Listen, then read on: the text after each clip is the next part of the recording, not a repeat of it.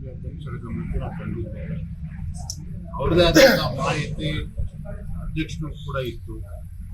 ಈ ಪ್ರಕರಣವನ್ನ ಬಹಳ ಗಂಭೀರವಾಗಿ ತೆಗೆದುಕೊಂಡಿದ್ದೇವೆ. ಯಾರು ಅನ್ಯಾಯ ಮಾಡಿದ್ದಾರೆ, ದ್ರೋಹ ಎಸಗುವಂತ ಕೆಲಸ ಮಾಡಿದ್ದಾರೆ, ಕಠಿಣವಾಗಿರ್ತಕ್ಕಂಥ ನಿರ್ಣಯವನ್ನ ಮಾಡಲೇಬೇಕಾಗ್ತದೆ. ನಾವು ಕೂಡ ಮಾಹಿತಿಯನ್ನು ತೆಗೆದುಕೊಟ್ಟು ಇನ್ನೇನಾದರೂ ಮಾಹಿತಿಗಳು ನಮಗೆ ತಿಳಿಸಿ ಅನ್ನೋ ಮಾತನ್ನು ಅವ್ರು ಹೇಳಿದ್ದಾರೆ.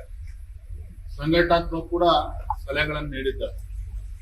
ಪಕ್ಷವನ್ನು ಕೂಡ ಬಲಪಡಿಸುವಂತ ಕೆಲಸ ಆಗಬೇಕು. ಮುಂದಿನ ದಿನಗಳಲ್ಲಿ ರಾಜ್ಯದಲ್ಲಿ ಪಕ್ಷ ಅಧಿಕಾರಕ್ಕೆ ಬರಬೇಕು ಆ ನಿಟ್ಟಿನಲ್ಲಿ ಒಟ್ಟಿಗೆ ಸೇರಿ ಕೆಲಸ ಮಾಡಬೇಕು ಅನ್ನೋದನ್ನು ಅವ್ರು ಹೇಳಿದ್ದಾರೆ.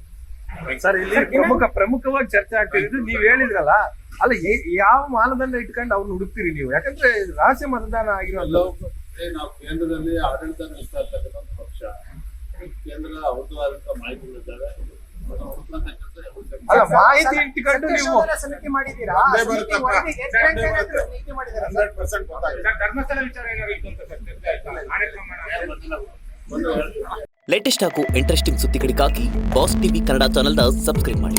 ಹಾಗೆಯೇ ಬೆಲ್ ಐಕಾನ್ ಪ್ರೆಸ್ ಮಾಡಿ. ಇದರ ಜೊತೆಗೆ ಫೇಸ್ಬುಕ್, ಇನ್ಸ್ಟಾಗ್ರಾಮ್, ಎಕ್ಸ್ ನಲ್ಲೂ ಮಿಸ್ ಮಾಡದೆ ಫಾಲೋ ಮಾಡಿ.